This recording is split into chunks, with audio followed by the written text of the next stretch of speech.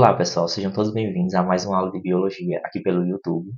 Lembrando que se você ainda não se inscreveu nesse canal, se inscreva, tá certo? Porque toda semana, né, a gente tá tendo aulas novas e elas estão sendo postadas, né, aqui no YouTube.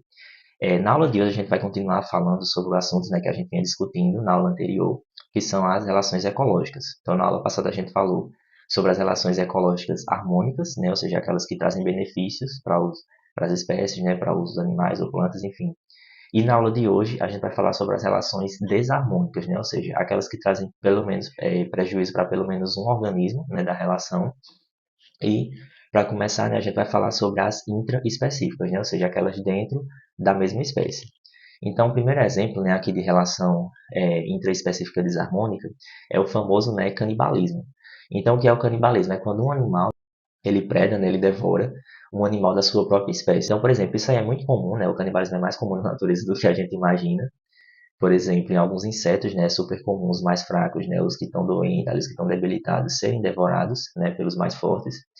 Na viúva negra também, né, que é uma aranha, é super comum a fêmea ela devorar, né, o macho, ela se alimentar do macho após a reprodução. Em alguns peixes também isso é super comum, né, os filhotinhos quando eles nascem, né, os adultos vão lá e comem, né, boa parte dos filhotes são devorados. Em alguns anfíbios também acontece isso, e também em ratos, né, os ratos também podem chegar, né, a comer filhotes. Em outras espécies é muito raro, por exemplo, na maioria dos mamíferos é raro, embora possa acontecer também alguns casos, né, dependendo da situação ambiental. Tá? Então aqui a gente tem dois exemplos, né, bem famosos, por serem também meio que bizarros, né, pelo menos quando a gente compara com a espécie humana, que é o caso da viúva negra, né, a viúva negra, a fêmea, ela é bem maior, né, que o macho, aí quando eles se reproduzem, a fêmea vai lá e devora o macho. E também no caso do louva-a-Deus, né, os louva-a-Deus eles são carnívoros, eles são muito agressivos, e também após a reprodução a fêmea, né, acaba comendo o macho, né, do jeito que ele está ali vivo, ela vai mastigando ele, devorando ele, começando, né, literalmente pela cabeça. Então, isso aí são exemplos, né, do canibalismo, tá? Lembrando que o canibalismo tem que ser dentro da mesma espécie. Se um animal ele come um animal de outra espécie, aí já não é canibalismo, aí é predação, né? A gente vai ver mais na frente. A gente tem também a competição, né? A competição ela pode ser tanto intraespecífica, né? Ou seja, dentro da mesma espécie, como também interespecífica, né? Ou seja, entre espécies diferentes. Então, no caso da intraespecífica, né, é super comum acontecer a competição por nutrientes, né, por energia, por alimentos. Por exemplo, plantas. Plantas competem entre si por luz, por água, por sais minerais. Animais também competem, né, por matéria orgânica, espaço, parceiros sexuais. E lembrando que a competição ela gera prejuízo para ambos os indivíduos. Né? Mesmo que um acabe saindo ganhador, digamos assim, da competição, ele também tem prejuízos. Né? Então a competição não é boa definitivamente para ninguém. Então, a competição interespecífica, né, é um dos fatores que controlam o tamanho das populações. Né? Por exemplo, se você tem um ambiente com recursos escassos, vai começar ali a haver uma competição, né, entre os organismos daquele ambiente e alguns vão acabar não conseguindo vencer essa competição, vão acabar morrendo, né, vão acabar sendo extintos e só vai prevalecer os que realmente conseguirem ali ser mais fortes naquele ambiente. O comportamento de demarcar e defender um espaço ocupado é chamado de territorialidade. Né? Então, existem várias espécies em que o próprio animal ele costuma ali preservar, né, um certo território para que não haja competição. Então, ele começa a brigar, a competir antecipadamente para preservar um território. É o caso, por exemplo, de lobos e coelhos, né, que eles demarcam um território com urina, insetos, né, com feromônios e, por exemplo, as aves com canto. Né? Então, é super comum também essa questão de ficar ali brigando, né, por um território, tanto pelos recursos como pela reprodução, enfim, por vários fatores. Tá? Então, é super comum, né, a competição e ela se acentua mais ainda quando você não tem recursos para todo mundo, toda a população daquela espécie. Seja território, seja comida, água, né, parceiros sexuais também. Então, essas daí são as duas relações desarmônicas, né, intraespecíficas, né, ou seja, dentro da mesma espécie. E agora a gente vai falar das relações desarmônicas interespecíficas, né, ou seja, são aquelas entre espécies distintas, tá? Essa daqui é a maior quantidade, né, de relações. A maioria das relações elas são desarmônicas, né, entre as espécies. Então, aí a gente tem a competição, né? A competição segue o mesmo princípio da competição intraespecífica, só que agora ela vai ser entre espécies distintas. Então, quando duas espécies diferentes vivem na mesma área e usam algum tipo de alimento ou disputam algum recurso, vai surgir ali, né, uma competição entre elas, até o caso de chegar a eliminar uma, né? Então, quando os organismos eles têm eles estão no mesmo hábitat, né, e tem nichos ali muito parecidos, muito próximos, eles vão começar ali a brigar, né, e pode constantemente ficar aquela competição, ou pode chegar ao caso até de uma espécie ela acabar se extinguindo devido a essa competição. Aqui, né, a gente tem um experimento bem interessante, né, que ele foi feito por um cientista chamado Gauss, né, que é um cientista russo. Ele pegou dois paramécios, né, e aí ele cultivou eles em culturas isoladas, de duas espécies diferentes. E aí, em culturas isoladas, eles cresciam, né, chegavam a um certo número e se mantinham ali constantes, né, o número de organismos, né, naquela população.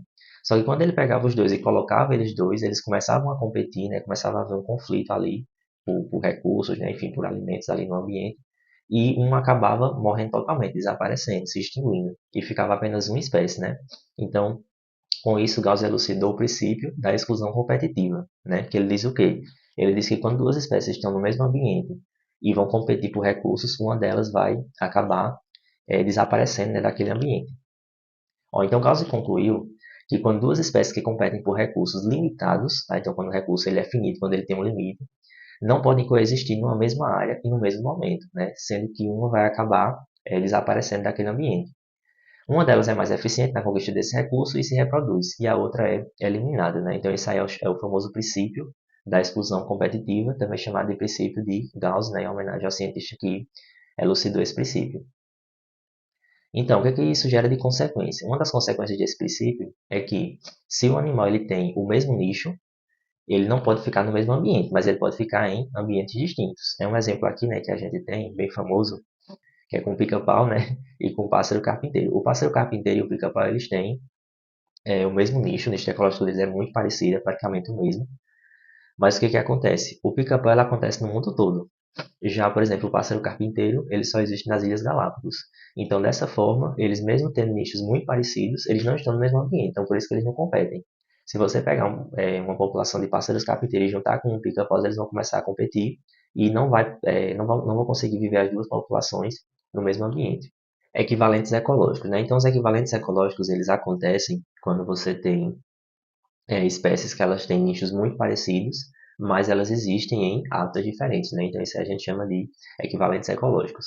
Ó, caso duas espécies coexistam no mesmo tempo e no mesmo local, haverá alguma diferenciação nos seus nichos ecológicos, né? Como é o caso, por exemplo, dos pássaros do gênero Dendroiton. Olha só esse exemplo aqui que interessante, ó. Esses pássaros aqui, eles são muito parecidos, né? Inclusive, eles são do mesmo gênero, né? Só mudando a espécie. E eles vivem, tem nichos, né? E vivem também no mesmo hábitat que essa árvore aqui. Eles costumam, né, ficar nessa árvore. Mas olha só o que acontece, ó. Tem uma espécie que ela fica mais na parte de cima da árvore, tem uma que fica mais na parte central e tem uma que fica mais na parte de baixo. Então, dessa forma, mesmo elas estando na mesma árvore, elas não vão meio que entrar em competição, né? Não vai haver uma competição tão forte entre elas, uma vez que elas têm uma leve diferença ali nos seus nichos. Se elas tivessem o mesmo nicho e tivessem no mesmo hábitat, aí provavelmente ia haver uma competição muito forte, né? E aí uma ia acabar prevalecendo sobre as outras. A gente tem também essa outra relação aí, né, também desarmônica entre espécies distintas, que é o chamado amensalismo, né? O que que acontece? No amensalismo, basicamente, você vai ter uma espécie, né, prejudicando outra espécie sem gerar benefício para ela, né? É basicamente assim uma coisa que não é intencional, né? A espécie intencionalmente não faz isso, só que acaba acontecendo, né? É o caso, por exemplo, de uma manada, né? Uma manada de búfalos, de elefantes, enfim, de animais muito pesados. Quando eles passam, eles saem destruindo tudo, né? Que tiver ali pela frente. Então, se tiver algum animalzinho, né? Alguma planta, alguma coisa ali no solo, acaba morrendo, né? Devido à pisada deles, né? Ao peso corporal deles que é muito grande. Então, dessa forma, né? Eles fazem mal, né? Às outras espécies, mas não geram nenhum tipo de benefício para eles. Então, isso a gente chama de amensalismo. Então, outro exemplo aqui também que a gente tem, muito famoso, né, é a chamada maré vermelha. Essa maré vermelha ela acontece com algas, né, essas algas elas se proliferam, né, no ambiente aquático, e elas produzem, né, do seu metabolismo, elas geram toxinas, né, e aí essas toxinas acabam matando várias espécies de animais, né, de peixes que estão ali naquele ambiente. Mas isso não traz nenhum tipo de benefício para ela, né, apenas é uma consequência, né, um efeito colateral do metabolismo delas.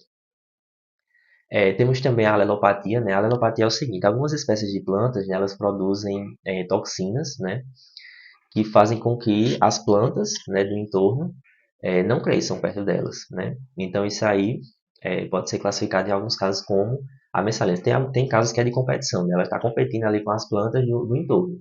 mas tem casos que apenas é o metabolismo dela que gera isso e acaba impedindo que outras espécies de plantas cresçam no entorno. Temos também a antibiose, né? A antibiose é muito famoso também. A antibiose ela acontece assim. Existem algumas espécies, né, por exemplo, muito comuns em fungos.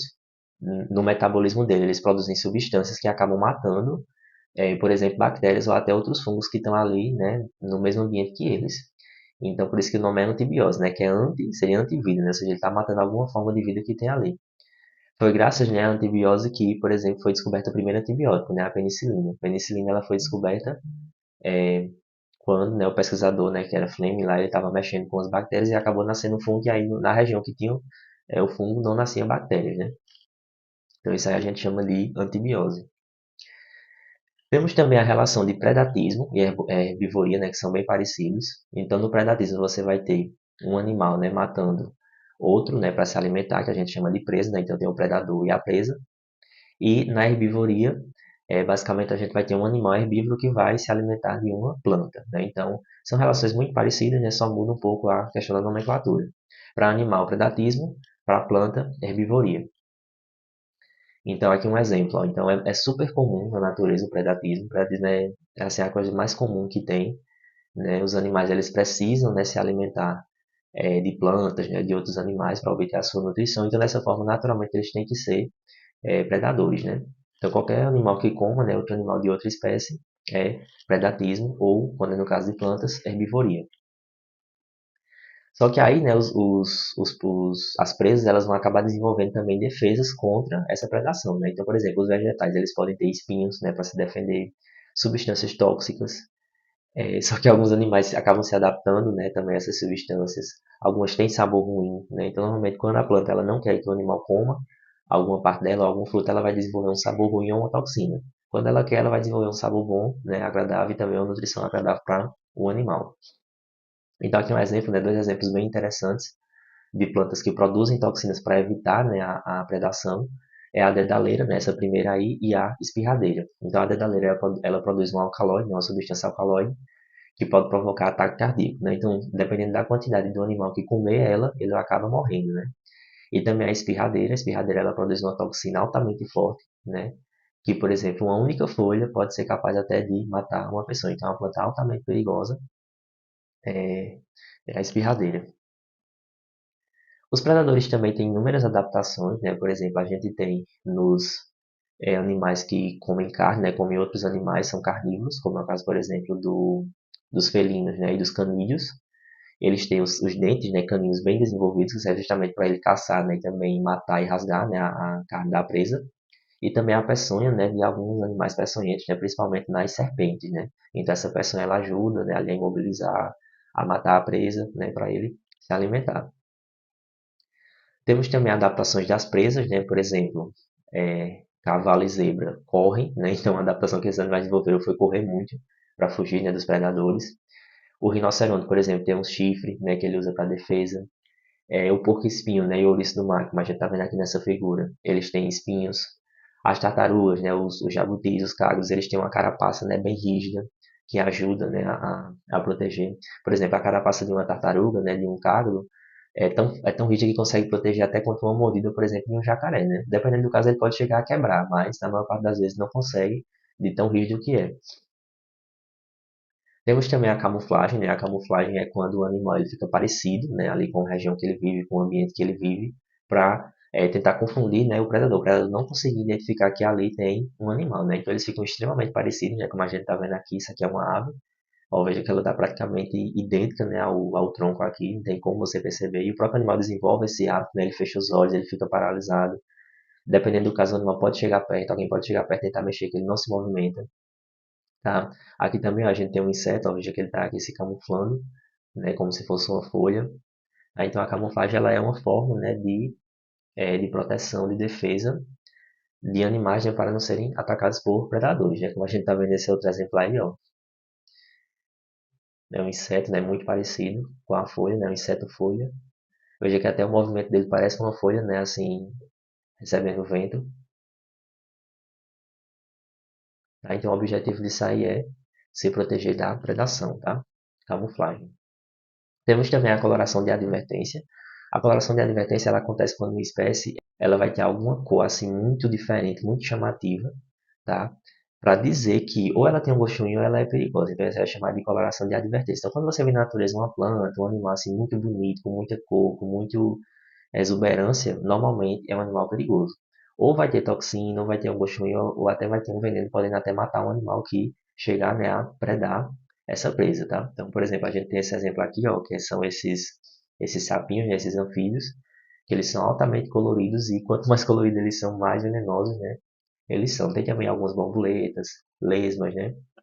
Então, diferente da camuflagem, do qual o animal quer se esconder o máximo possível, na coloração de advertência ele quer se mostrar o máximo possível, né? Ele quer ser mais destacado no ambiente. Então, a coloração de advertência é o contrário, né, da camuflagem.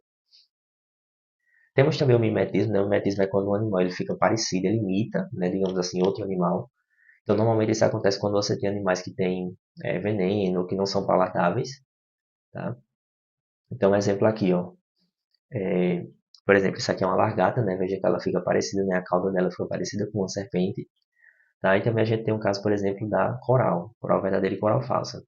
A coral verdadeira, ela é venenosa, né? Ela é altamente perigosa, ela tem peçonha, né?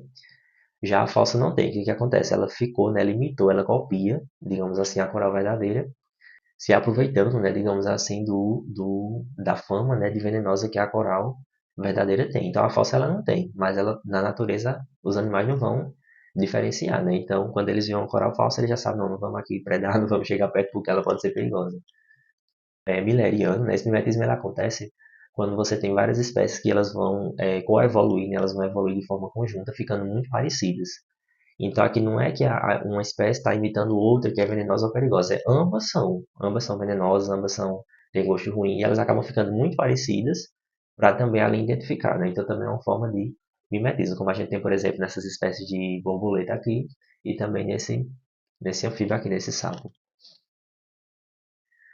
E a gente tem também o parasitismo, né? O parasitismo basicamente são organismos que vão se instalar, né? Vão usar, se apropriar do corpo, né? De outro organismo, pode ser uma planta, pode ser um animal, e aí pode estar tanto na região externa, né, na superfície externa, como também internamente. Se ele estiver externo ao corpo do animal, ele é chamado de ectoparasita, né? Ecto significa fora. E se ele estiver dentro do corpo do animal, ou da planta, enfim, ele vai ser um endoparasita, ou seja, ele está dentro.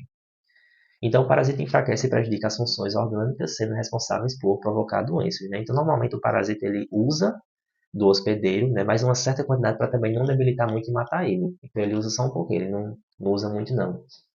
Afinal, se o hospedeiro morrer, né, ele vai morrer também. Afinal, ele vai ficar sem o ambiente dele. Então, aqui a gente tem um exemplo, né, de planta parasita, que é o cipó-chumbo.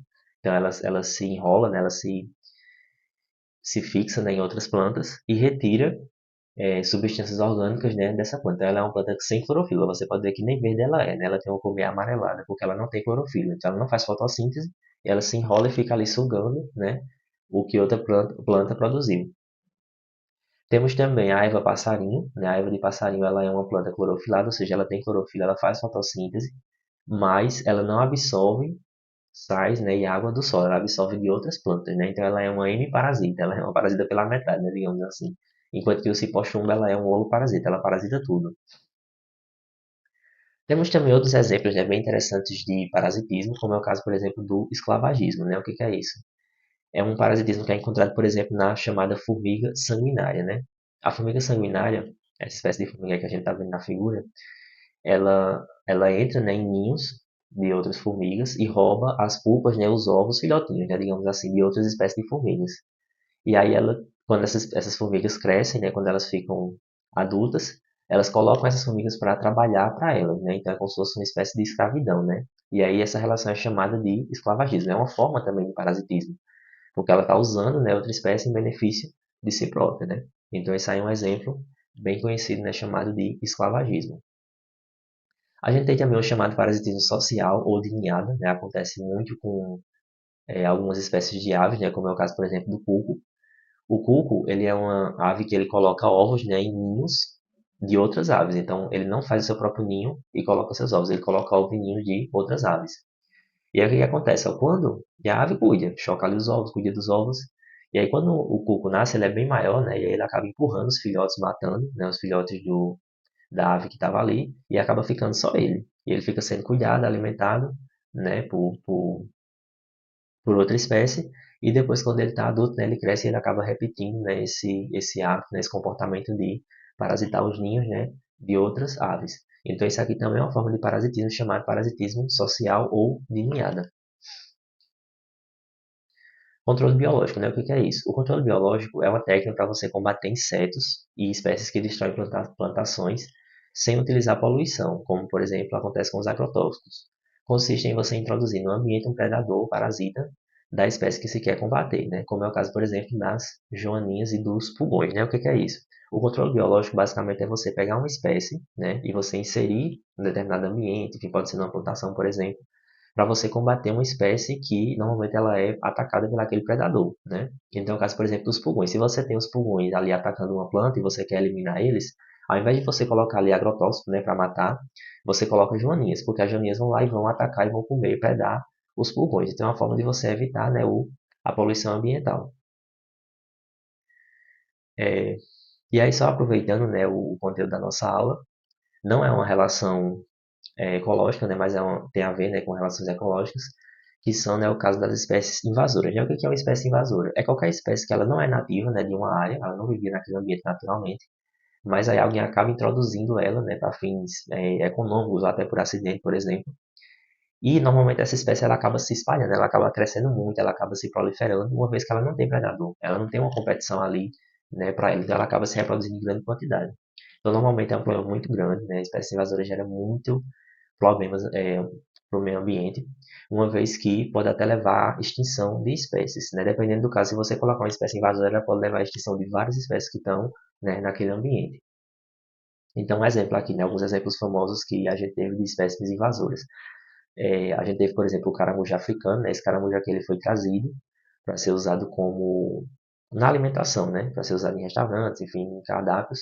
E aí ele acabou sendo jogado na natureza, e aí se reproduziu, se espalhou e virou uma praga, né? Temos também a Rantouro, também foi o mesmo fim, né, usado para fins comerciais, também acabou se espalhando. E, né, agora a gente encerra a nossa aula por aqui, tá? E aí vamos fazer uma revisão, antes de a gente encerrar, vamos fazer uma revisão das relações ecológicas, né? Então, relações ecológicas são relações entre os seres vivos no meio ambiente. Elas podem ser interespecíficas, né, ou seja, entre espécies diferentes, ou intraespecíficas, dentro da mesma espécie. E aí as interespecíficas elas podem ser harmônicas ou desarmônicas, né? As harmônicas são aquelas relações que vão gerar benefícios e as desarmônicas são aquelas que vão gerar prejuízo para pelo menos um componente, né, ali da relação. Tá? Então, de relações ecológicas interespecíficas harmônicas, a gente tem o comensalismo, o mutualismo e a protocooperação. Né? A protocooperação e o mutualismo beneficiam ambos, o comensalismo beneficia um, mas não gera nada para o outro. E desarmônicas a gente tem o amensalismo, o predatismo e o parasitismo, né, que a gente falou na aula de hoje. Então, o predatismo e o parasitismo ela é benéfica para um e maléfica para outro, enquanto que o amensalismo ele é maléfico para um e para outra espécie não gera nada, né? De intraespecífica, a gente tem a harmônica, a sociedade e a colônia, gera benefício para ambos, né? Para ambos os seres vivos da relação. E desarmônicas a gente tem, por exemplo, o canibalismo, gera benefício para um mais em detrimento do outro, né? E temos também a competição. A competição ela é uma relação que gera prejuízo para todos os componentes da relação. Ninguém tem benefício, né? Então, a gente encerra a nossa aula de hoje por aqui. Tá? Então, essa foi a nossa última aula relacionada às relações ecológicas. E na próxima aula, aliás, antes da gente ter a nossa próxima aula, né, a gente vai fazer uma atividade, né, umas questões aí sobre esse conteúdo. Né? Então, até a próxima aula. Tchau.